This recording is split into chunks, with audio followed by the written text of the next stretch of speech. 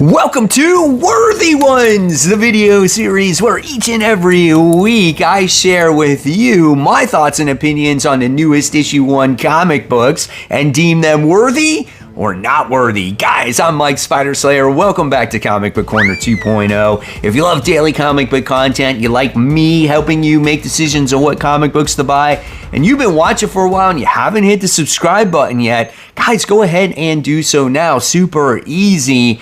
And if you want to check out the rest of my thoughts and opinions on Monday, check out After the Pull, as that's the video series where I cover the rest of the comic books and actually do a pick of the week. So with that being said, though, let's get started with this week's episode. It's a weird one, let me tell you. Definitely a little bit different, but I think we'll have some fun. The first book we're talking about today on Worthy Ones is going to be a fun one. This is called The Radical Roofer, Rusty Stubbs in the Rainout. Now, you guys are probably like, Mike, what the heck is this? So my friend Jake Harris has created his own comic book character by the name of Rusty Stubbs, right? This dude is a roofer and he gains superpowers by consuming beers, right? And it's absolutely hilarious. And so he can do roofing projects at the speed of light when he consumes this alcohol. So there has been a book previously about Rusty Stubbs and his origin story and everything else. And now this is kind of like a follow-up behind it, right? So Jake was like, Mike, I'm going to send you my latest book and like go ahead and read it. So I'm like, okay. So I read it the other day. There's not that many new number ones. So I'm like, I'm going to feature it on Worthy Ones. So here is the interior artwork. It's definitely different. Obviously, it's going to be an acquired taste, but I got to give it to Jake because he's basically teaching himself how to draw comic book characters and things like that. And when you look at this comic book, it's insane. And so I'm going to compare this comic book to, like, say, a low budget film, right? Almost like how the first Terrifier was. It was like just in like one scene. It was just about this one clown. There's a couple characters, and then it just eventually blew up. And I can see like something like this in the future as he perfects his craft and things like that, getting a little bit better. Now, people could latch on to this. This is like, it could be a cult following type of book, but this is a very interesting issue as we do get to see the origin story of Rusty's mom here, on how she was like this legendary roofer and like she wanted to pass it on to her kids, and she took the kid up on the roof with her and whatnot while she was roofing, and trying to get him to follow in her footsteps, while meanwhile the other sister was just a lazy piece of crap that just sits on the couch all day and watches TV. Oh my God. And it was hilarious.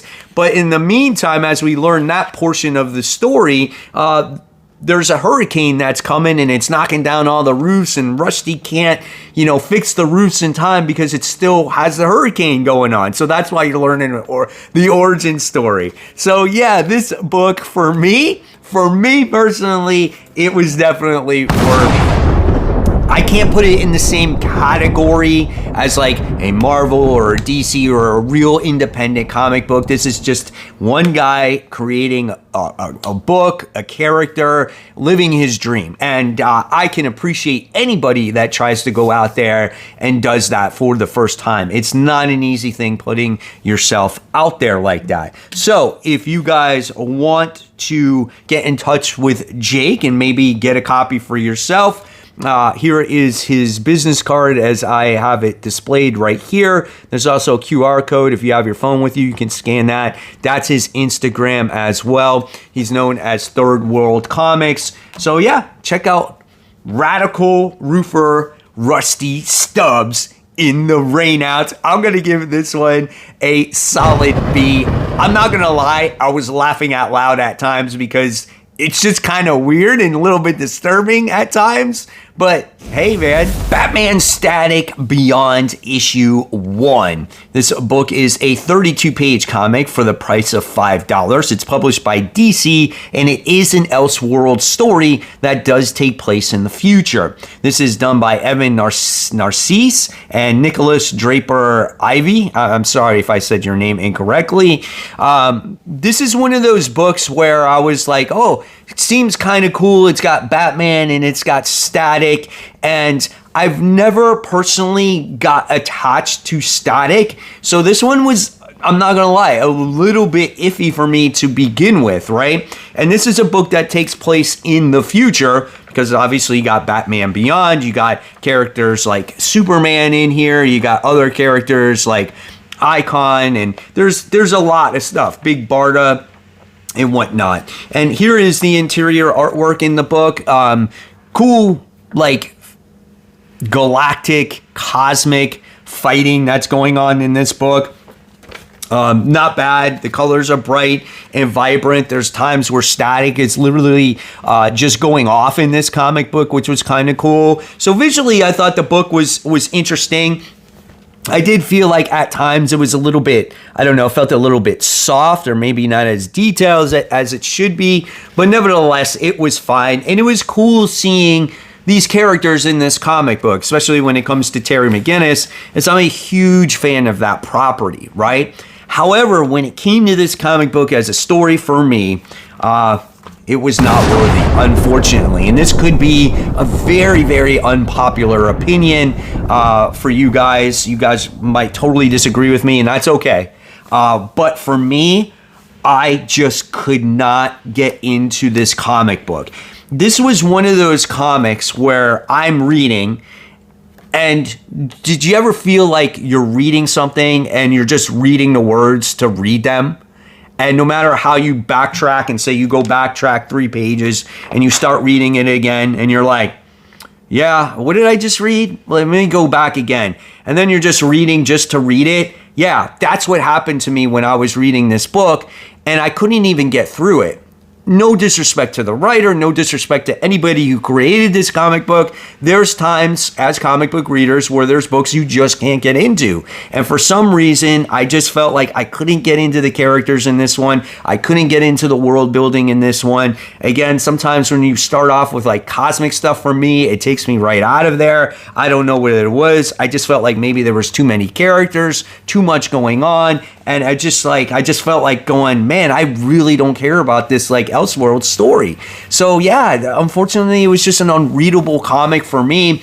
And I don't know, man, when you can't capture my attention, I just feel like the comic book doesn't get a good grade. And I'm going to give this one a D-. Now, again, it's not a complete F, in my opinion, because I thought the artwork looked nice, and I thought there were some good characters in there. And I'm sure this has great potential, but it just missed the mark for me, guys. It's got to capture my attention. Would you just overload me with like dialogue right from the start? I'm just going to take me right out of it.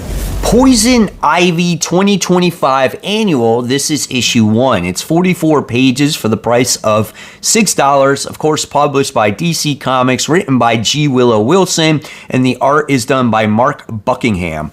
Now, when you open up this book, it's not the normal artist that you can expect from here, but it is a beautifully drawn book. The way Poison Ivy looks in here, especially when she goes into this, into the past during maybe the times of like Excalibur or whatnot. I thought it looked great.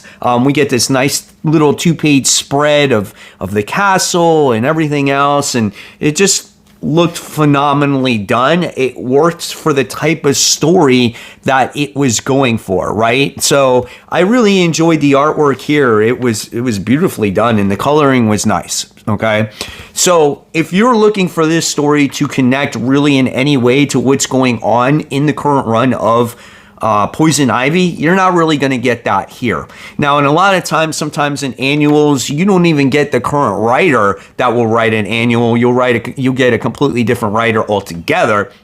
But we were lucky here to get G. Willow Wilson to write this story. And this is a story about Pamela as she is trying to go find the tree of knowledge that can kind of give her all kinds of insights of the history of the green and whatnot. And so she finds the tree, and she takes a bite of the fruit of the tree, and it takes her to the past, right? During the past of like when Excalibur was around and whatnot. And she's basically the Lady of the Lake in here. And she tries to learn the ways of the man and forest here. And we can see all the way back into these times that the man and forest will not get along. There can't be this balance that she truly hopes for. And the story that unfolds here is just quite intriguing, and it has you kind of, I wouldn't say at the edge of your seat because there's not a lot of action, but you're kind of seeing her eyes opened up for the first time how man can betray her. And I thought that was very entertaining and very interesting, and just overall just a really good book. And it kind of throws you for a loop by the time you get to the end of it, because you think she has this ally that's going to help her throughout the eternity of her existence, and this ally betrays her at the end, because again, humans are always going to want what they want in order to survive. So this book was absolutely worthy. I would say pick this up if you're a Poison Ivy fan and you've been, I guess you don't need to be following the run, but if you're a G. Willow Wilson fan, I think you could appreciate this story. This is something that you don't need to buy, right? But it was a good tale here, and I quite enjoyed it. So at the end of the day, I'm going to give this one a B+. Like I said, an enjoyable read, something I didn't expect out of annual, and that's what you get sometimes. You get annuals that are really good, and then you got annuals that are not so good. But you still could take it or leave it. It's not integral to reading the current run. Teenage Mutant Ninja Turtles and Godzilla. This is issue 1, published by IDW. It's a 32-page comic, $5, written by Tim Seeley, and the art is done by Faro Pinchi. I don't know if I said that correct. Listen, we've gotten our fair share of Godzilla books this year. We've gotten them from the Marvel Universe and the DC Universe, right? I just all across the board, and for the most part, they've been a lot of fun. The artwork in this book is pretty badass. I love this 2-page spread with Godzilla here. You get to see how huge this kaiju actually is, right? You get to see all the nice little turtle action in the beginning of this book, as well as you get to see Raphael doing battle against Bebop and Rocksteady. And then you get to learn a little bit about the lore of all the other kaiju in this book from Master Splinter, which was kind of cool because he tells them that when they were part of the clan, when him and Shredder were working together, there was their duty to protect, I think it was Japan, from the kaiju, right? And now things have kind of gone south, and we know where Shredder's at, we know where the Turtles are at, and Shredder has his own plans in place to give the Foot Clan a much needed upgrade, right? So this is not a spoiler because it does says it in the synopsis, but their goal here is to collect the blood from the kaiju to create their own, to defeat, obviously, the Turtles and take over the world. So I thought that was actually very much worthy. I thought it was a cool ending. I'm very curious to see where it's going to go. I don't want to say it's a perfect comic book because it took quite a bit of setup to get to the point where we needed to off of this first issue. I thought maybe you could have done it in half the time, but I get it. They wanted to end it on a cool cliffhanger so you could get issue 2. So I'm going to give this one a B. Curious to see what our Turtles are going to do against gigantic kaiju. I mean, it's not like they're the Marvel Universe where they have like different tech and all kinds of other stuff. They're just turtles. So unless they get Godzilla on their side or whatever it is to defeat this new monster, I guess that's how they're going to win, right? I don't know. We'll see. Time will tell. Are you ready for it? Youngblood Mass Market Edition. This is issue 1, published by Image Comics, 32 pages, $5, polybagged, written and drawn by, you got it, Rob Liefeld, guys. Yesterday, I told you I would reveal the card that I got from the polybagged. Well, here it is. I got the Vandal card. So that's the way it looks. So I don't know if more rarer than others, but that's the one I got. But I tell you, man, this Youngblood team is obviously like a pure ripoff off of X-Force that he did, right? I mean, it's what you gotta admit. And then when you look at the back cover of it, right, it's just an X logo, but it's a Y. Right? It just is what it is. And then when you look at the characters, you know, it's the same way. The characters remind you of an X-Force team. Like this guy looks like Shatterstar, right? And his name is Shaft, Die Hard, Vogue, Chappelle, if that's how you say his name, and Die Hard. So those are the characters right there. Here's what you can expect from the artwork inside. Listen, it's not horrible, right? It just totally reminds you of 90s style of art, and that's Rob Liefeld, right? Get to see a lot of action, a lot of fighting, a lot of battling. The plot in the book is not necessarily the best, right? You get to see our Youngblood characters go to this huge super yacht, and they're trying to do battle against this character by the name of Xerxes, this guy right here. And he kind of reminds me of, I would say, what is it?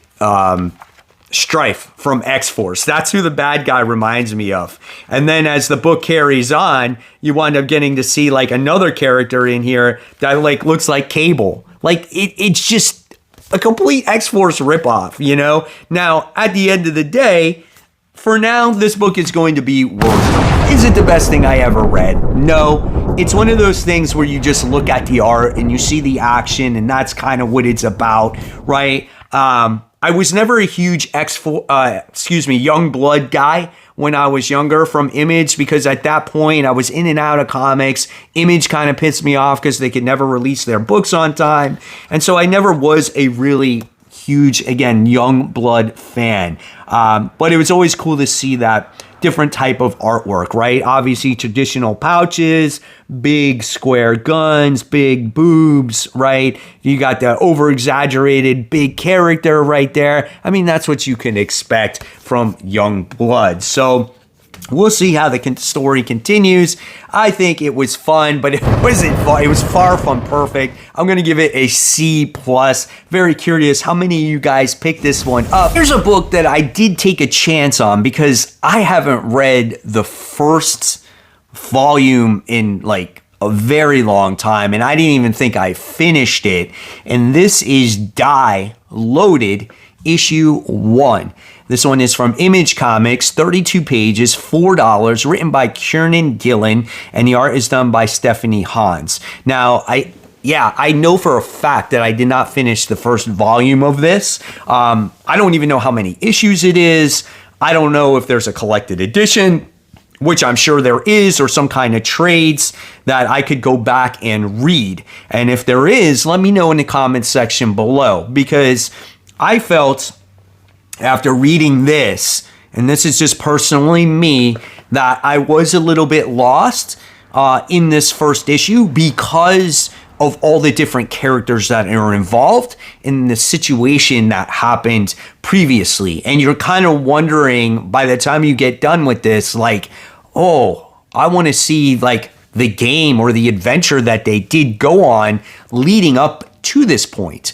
But it does do a decent job at kind of introducing the reader to the characters, but you do feel a little bit overwhelmed. Let's check out the artwork here first by Stephanie Hans. It's actually pretty decent. Like, I really like it. In the beginning, obviously, you just get to see normal, everyday characters, and they're kind of at a funeral, or not a funeral, but a memorial more than anything, because a friend that played in the game with them passed away.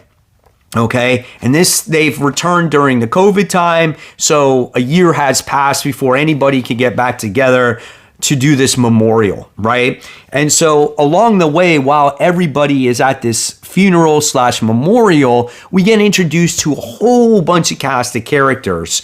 And it looks like a lot of these characters were part of the first game. And then you kind of get to see where they're at in their lives right now. The main character is this guy right here. I think his name was Ash, if I stand corrected. And then he has a wife by the name, is it a wife or is it a girlfriend by the name of Sophie, right? And so once you get introduced to all these different cast of characters, which again, for me, can be a little bit overwhelming. There was a lot of information in there. We wound up seeing Ash opening up a gift for him from the character that did pass away. And then we get to see his wife open up a gift. And the next thing you see is she's transported to the world that they were at previously.